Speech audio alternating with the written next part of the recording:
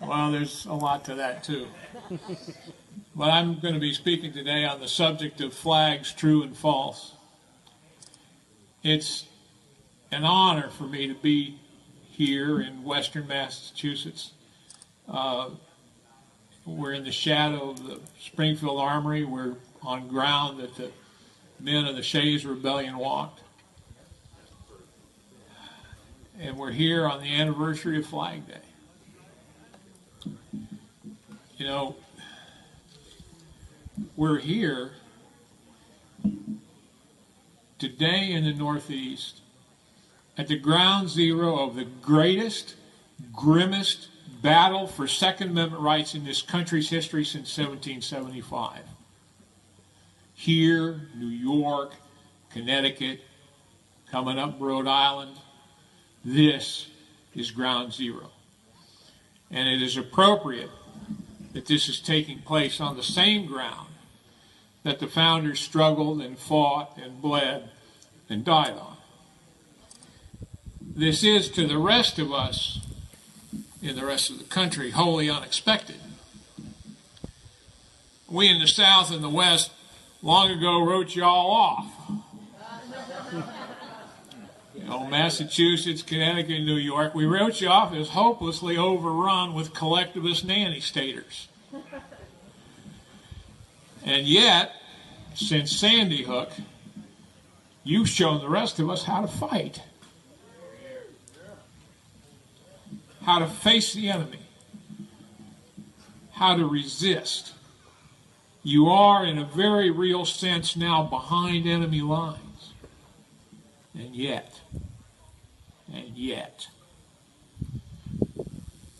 with your own futures on the line, you have refused to knuckle under to the people who have made you criminals and hostage to their own tyrannical appetites for your liberty, your property, and your lives. In the face of becoming felons, the firearms owners of Connecticut have achieved an 85% non-compliance rate. 85%. In New York, it is estimated that the non-compliance rate may be as much as 95%. 95%. And the politicians don't know whether to defecate or go blind.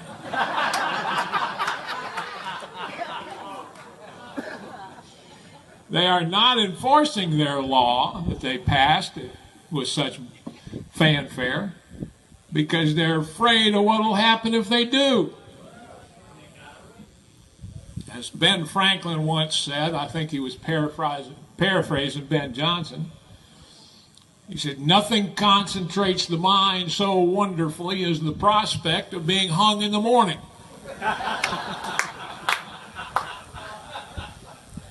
And the minds of these tyrant wannabes are being concentrated by your actions. Yeah. Give yourself a hand. Yeah. Go ahead. Now, I admit I did try to do my part by publicizing the home addresses and phone numbers and email addresses on my blog of every politician in Connecticut that voted for this intolerable act. Thank you. Woo! And I discovered something odd.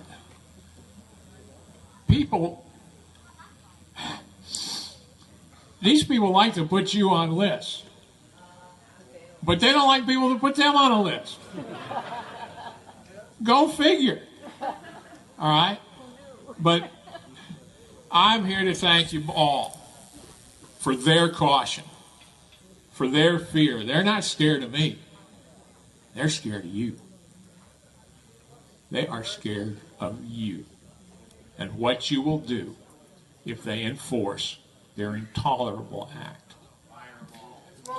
So give yourself a hand. You deserve it. And I'm here to thank you on behalf of the rest of the country for what you are doing now, for what you are risking, and for what you will do and risk in the future. Now, this June 14th also marks the 29th birthday of the United States Army. When the Continental Congress assumed authority for the militia that was then surrounding the British in Boston in 1775 after Lexington and Concord, they nominated George Washington to be commander the next day. And he came here and assumed command of the first truly American Army. But you know, there are other countries that also mark the 14th of June with solemnity, but more in sorrow than in celebration, as we do. For the people in Estonia, Latvia, and Lithuania, the 14th of June is known as a day of commemoration and mourning, because it was on this day in 1940 that the Soviet Russians arrested and deported hundreds of thousands of their citizens at gunpoint. Hundreds of thousands. And shipped them to Siberia in cattle cars in a brutal internal exile in which tens of thousands of them died, never coming home. These deportees included almost the entire political and military leaderships of their respective countries and their families, along with many ordinary people, including Jews, that were viewed by Stalin's secret police as politically unreliable.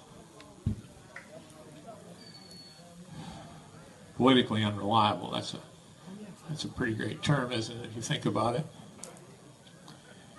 The last of these surviving deportees did not return home until 1963, long after Stalin was dead. So it is proper today, on the 14th of June, and pertinent for us as Americans, to remember these atrocities as well, for they remind us of what always happens when governments rule over disarmed people and possess a monopoly of violence.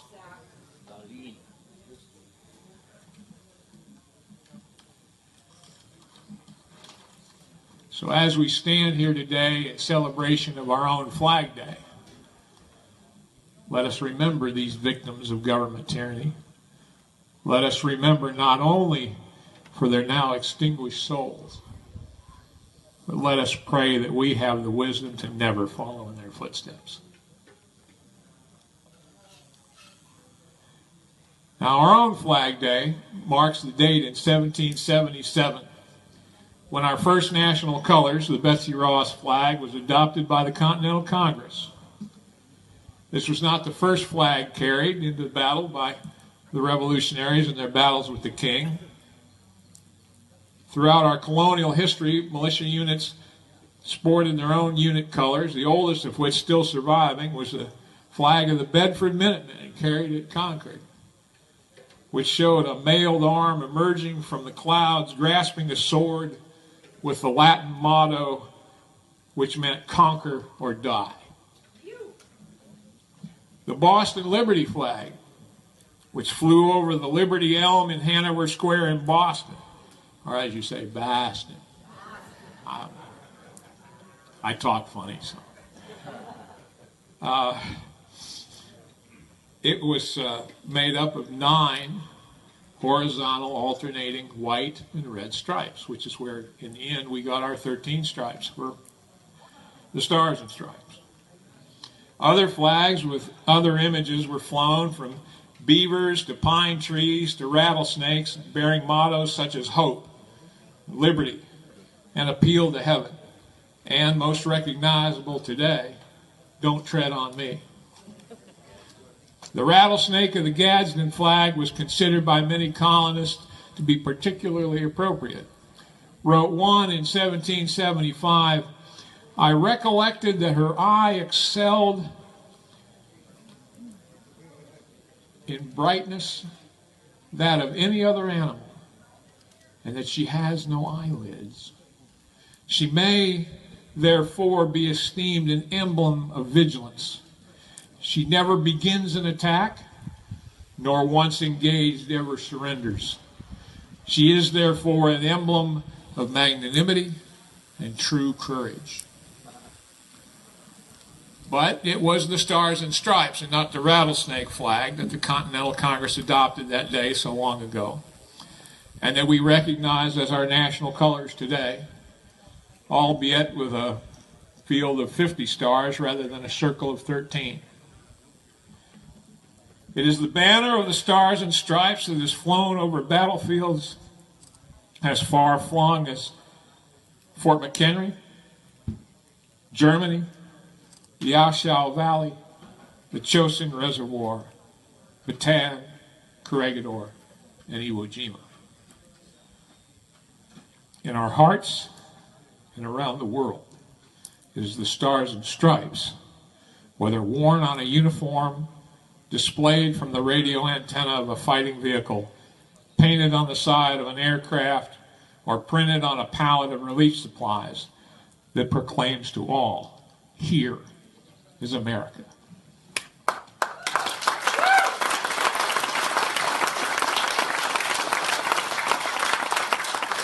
It is the Stars and Stripes that have been carried by all sides in every protest movement throughout our history. For every point of view wants to proclaim that it, and not the other side, is the American point of view, no matter how true or false that proposition may be. It is the Stars and Stripes with which we bury our war dead and our veterans. It is the Stars and Stripes that our courts permit to be burned in protest, because we recognize the reality of free speech that such an act represents is more important than the piece of cloth that represents it, that symbolizes it. And think about that. Think about how powerful a country that you live in, that will allow its own symbol to be burned to prove our liberty. And that's a good thing. Yet throughout our history, we have died defending that symbol, rescuing it sometimes with acts of unbelievable bravery, tearing it into pieces when it looked like the enemy threatened to capture it. Men and women have died and will continue to die for that symbol because it represents something much larger than ourselves, our liberty, our unity, our history. And we all believe it represents our future and that of our children's children's children. But as I've said before in other places and other times, we are today, in fact, two nations, as they were in 1775, divided by the answer to this fundamental question: does the government serve the people, or do the people serve the government? Whatever the individual issue that we fight over these days, the answer always boils down to that. Who serves whom? Do we serve the government, or does the government serve us as the founders intended? They serve us!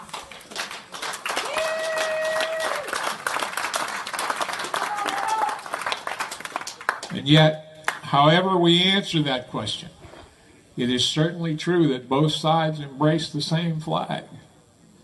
Yet how can that be when we try to fold it around such mutually contradictory beliefs?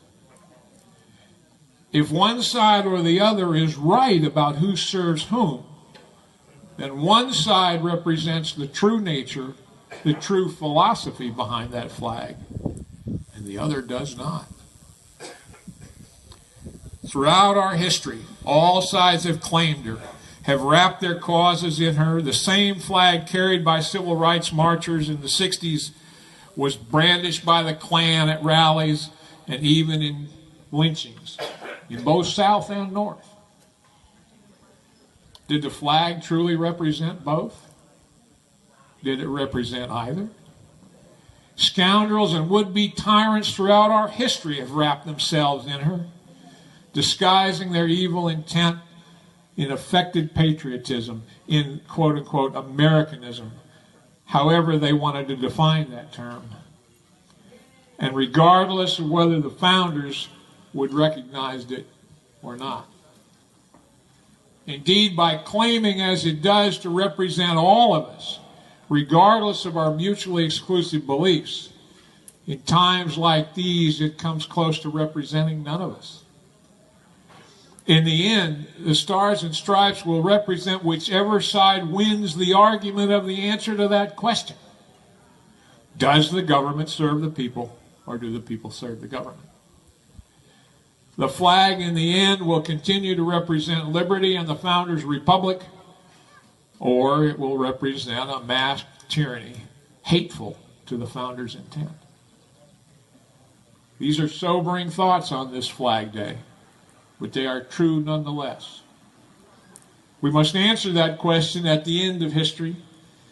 Which country does the Stars and Stripes represent? For in the end, it certainly cannot be both. The Gadsden flag, with its threatening rattlesnake and bold warning, "Don't tread on me," is perhaps more plainly honest, more unambiguous than the Stars and Stripes. Freed of the burden of being the national colors, which seem to be saddled with the necessity of being all things to all people, the Gadsden flag is plain in its declaration of free men and the rights to our own liberty and property and lives. Don't tread on me, it warns. Or in the words of some of this generation, don't start nothing, won't be nothing.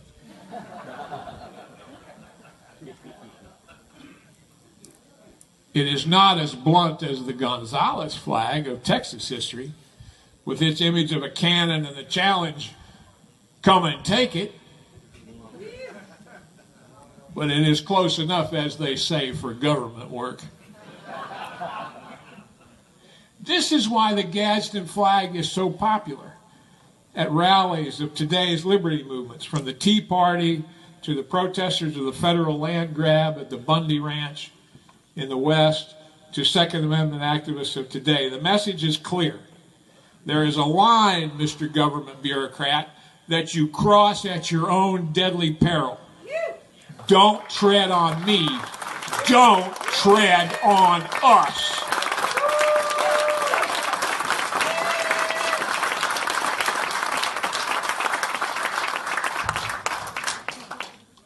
It is for this reason that the collectivists, the domestic enemies of the founders' republic, are made somewhat deranged, if not enraged, by the Gadsden flag. Its sentiment is plain. It cannot be polluted or corrupted or co-opted. They must therefore do their best to demonize it, to discredit it, to profane it, and to lie about those who fly it. We have seen that very clearly in their reaction to the Miller meth head murderers out in Nevada, in their use of the Gadsden flag in their rampage, placing it on the body of a dead police officer. Our enemies proclaim that this flag is itself anti-government, and proof that the Millers represent the rest of us, quote, anti-government types. Now, I don't know about you, but I'm not anti-government, although the Southern Poverty Law Center has been calling me that for about 2 decades. Good. Badge of honor. I am, in fact, pro-government, of the kind of government that the founders would recognize. I am pro-small government, pro-safe government, a government of limited powers, a government that supports the rule of law and operates within it. When our enemies, these domestic enemies of the Constitution that the founders warned us about, call us anti-government, what they mean is that we are anti-do it our way or we'll kill you government. Now, of course, they're right about that, but they cannot honestly admit that to other people So they are trying to convince everyone by calling us anti-government and hope the lie sticks. But flags are symbols. They are shorthand for who you are and what you represent and what you love.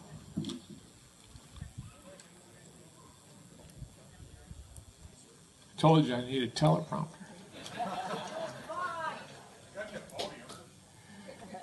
And it's a great podium, too.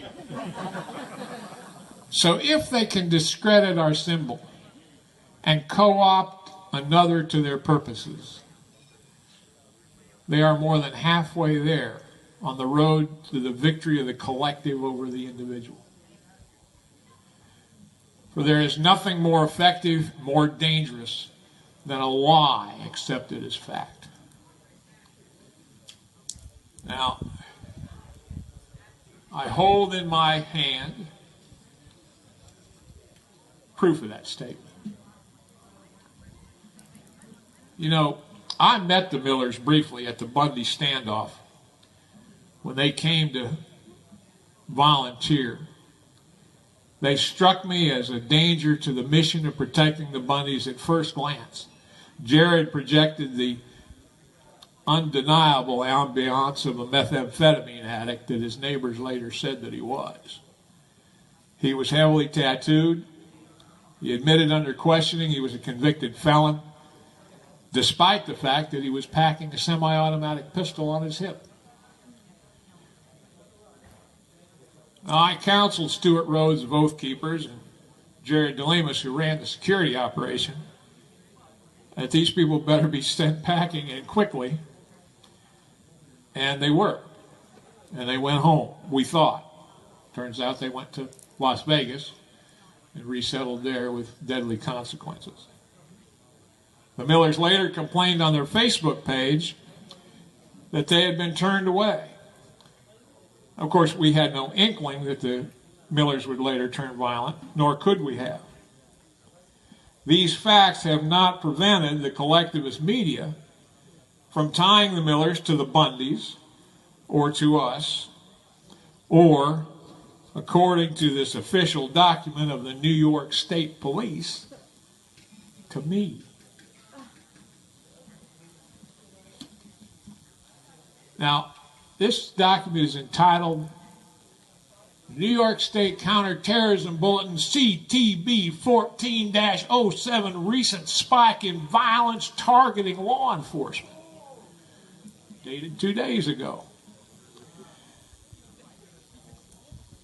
Now, it's been issued by something called the New York State Intelligence Center, but we're going to deconstruct it here, and I'll leave it to your own estimation of exactly how much intelligence it does represent. Its use of loaded language, of conflation, and what I call guilt by disassociation makes it a minor classic of the breed. It mentions, among others, that the Millers, and it claims, quote, evidence at the scene and further investigation revealed the Millers embraced a far-right militia ideology, close quote. Now, I've been in and around the constitutional militia movement for 20 years. I'm the founder of the National 3% movement, and while 3%ers pledged to resist and further efforts at firearms confiscation, we are also based on some bedrock principles. Among these are no first use of force. We call this no Fort Sumters. And an absolute prohibition on the targeting of innocents or the acceptance of what is called collateral damage. We call this no Oklahoma City bombings. In this, of course, we are more fussy than past and present federal administrations. But we believe that it is vital not to become the monster you claim to fight. And it also includes no more Wacos and no more Katrinas. You're quite right. Given that, it is impossible for the Millers to have, quote, embraced a far-right militia ideology. They were not members of any militia. Their actions were contrary to every understanding I have and that the founders had of what militia actually is. But this doesn't keep an official state police agency from claiming it to be so. The report mentions that the Millers draped one of the slain officers with the Gadsden flag, yet admits that, quote, Jared Miller had a over decades long criminal history, sorry, I slipped into the accent there, criminal history in multiple states, including misdemeanor battery and drug trafficking, close quote. And further admits that they were turned away from the Bundy Ranch. But this, quote, intelligence report saves the worst for last. And it refers here to the Canadian case. But says, in the Miller case, the perpetrators were concerned with common far-right conspiracies involving government seizure of private firearms with the passage of the New York SAFE Act in January 2013. A growing number of far-right extremists, particularly militia and sovereign citizens, may view New York State as a more attractive target to further their agenda, close quote. Now, know what's happening with this extraordinary statement. First, these official representatives of the state of New York conflate militia folks and the evil boogeyman of sovereign citizens. Second, they're saying, and if I've got this right, because we're trying to confiscate their firearms with the SAFE Act, these dangerous people have concluded that we're trying to confiscate their firearms. Okay. So now the New York State Police have determined that you're paranoid even if someone is trying to kill you. Well, of course. Didn't we all know that? You paranoids, you. And the number one paranoid in the eyes of the New York State Police, well, that would be me. I'm not done yet. Let me give you the next paragraph in the official voice.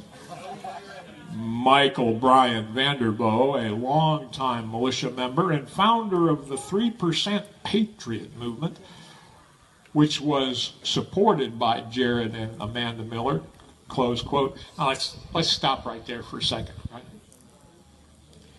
First of all, I don't know where they get this 3% Patriot movement, because there is no patriot in anything I've ever written associated with the 3%, because the term was so abused and misused deliberately by the Southern Poverty Law Center in the 90s to tar by association different groups of people that were totally dissimilar. But they wanted to lump them all together for the purposes of scaring their donors into sending them more money. So I've never used the term 3% patriots. But they say I have. So anyway, now as far as the Millers being my supporters, close quote, David Codry of the War on Guns blog, who helped me break the Fast and Furious story back in 2010, has been all through the Millers' Facebook accounts, the various posts. And he tells me he can find no evidence of this alleged association. As I said, the only interaction I ever had with the Millers was to see that they were thrown out of the Bundy security operation. The report then notes that I, quote, traveled to New York State at least once in 2013 to speak to the Liberty Oath Keepers meeting in Monticello, New York, close quote. Now that's perfectly true.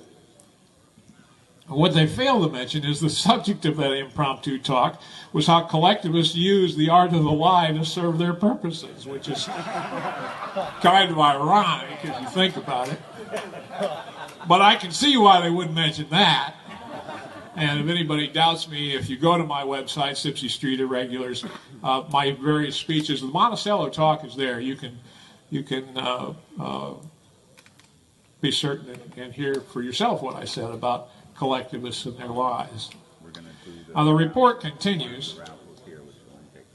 The 3% Patriots, there's that patriot crap again, quote, are a militia group comprised primarily of gun rights extremists who believe in the need to use violence against the government to prevent what they believe to be an impending seizure of all private firearms, close quote. Now, the 3% movement is just that. It's a movement. It's an idea. It is not a militia. It is not an organization that can be infiltrated, provoked, or broken up. It is an idea, an ideal, really, and it cannot be killed. This is how I designed it. I deliberately did it this way for that reason. Insofar as the enforcers of the SAFE Act calling us, quote-unquote, extremists for fearing that someone might enforce the SAFE Act, well, the irony of that, which was pretty thick already, is approaching the thickness of the Earth's crust.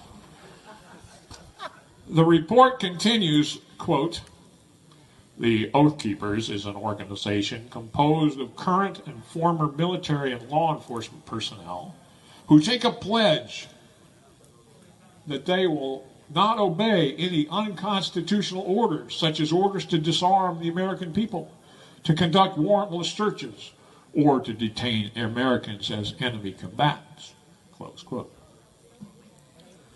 Ooh. Now that sounds extreme. It's also all true, and it comes straight off of the Oath Keepers website. It's not like they're trying to hide it. Now then the report intones ominously, quote, there have been multiple observed instances of overlapping membership in the Oath Keepers and the 3%, and the Oath Keepers founder has spoken supportively of the 3% movement.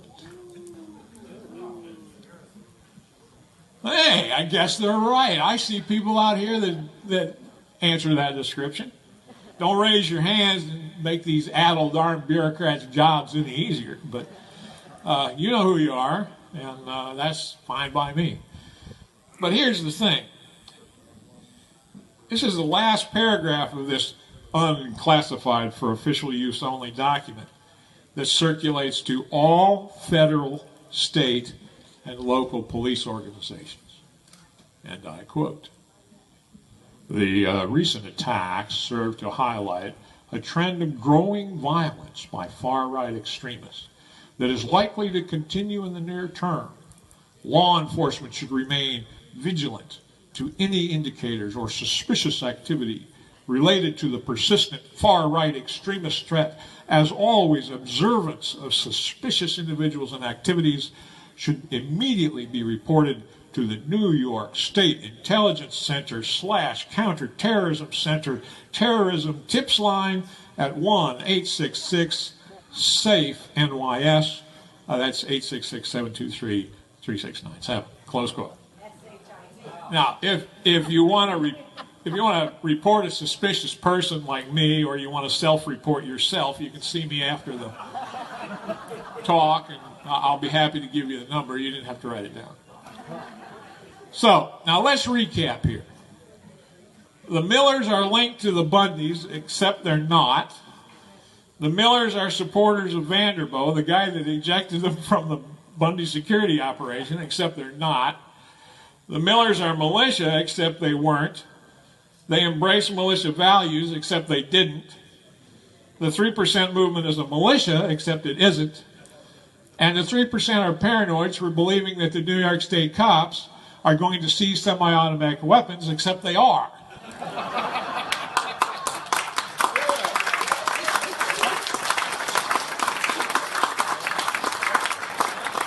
Now, other than that, this report is totally accurate. I hope that clears things up for you. Now, that's funny, except it's not. You know that Governor Cuomo's finest were nice enough to footnote their various assertions. And you know the source of everything they wrote about me? the Anti-Defamation League, and the Southern Poverty Law Center. Although down in Alabama, we call them the Southern Preposterous Lie Center. You know, the FBI recently announced that they were no longer accepting SPLC intelligence reports because of political bias and factual errors. Unfortunately, the word doesn't seem to have penetrated to the New York State Political Police so-called intelligence unit. And like I said, whether that demonstrates true intelligence or not, I leave to you. It kind of reminds me of that old joke, you know, from Rocky and Bullwinkle. Moose and Squirrel are standing beside the garbage cans, you know. And all of a sudden, this guy in a trench coat and hat pops out, and he says, "I'm from military intelligence." And Rocky looks at him with this skewering glare and says, "Don't use contradictory terms." Well, like I said, it's funny, but it's not. You know, this report goes out to police everywhere, many of whom are going to accept it as gospel. And who do you think they're going to be reporting? You with the Oath Keepers t-shirt. You with the 3% patch. You with the Gadsden flag out in front of your house. Or the "Don't Tread on Me" sticker on your pickup truck. Because everyone now knows, because of sloppy propaganda like this piece of trash, that the Gadsden flag equals the 3%, equals Oath Keepers, equals right-wing extremists, equals terrorist, equals methamphetamine-fueled cop killer. And so on this Flag Day, remember that the real flag of liberty is the one that you wear in your heart. That's right. And in your head. Remember that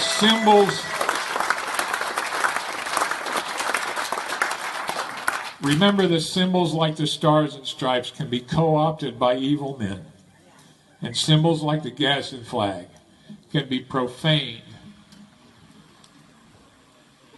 by killers like the Millers, and distorted for political purpose by liars for money like the Southern Poverty Law Center, and uncritically reported by the tax-paid idiots that are the New York State Police. Wear your flag in your heart, but don't let the domestic enemies of the Constitution have the outward symbols of our ancestors' sacrifices in blood and tears. Do not let them wrap their lives in the Stars and Stripes without a fight.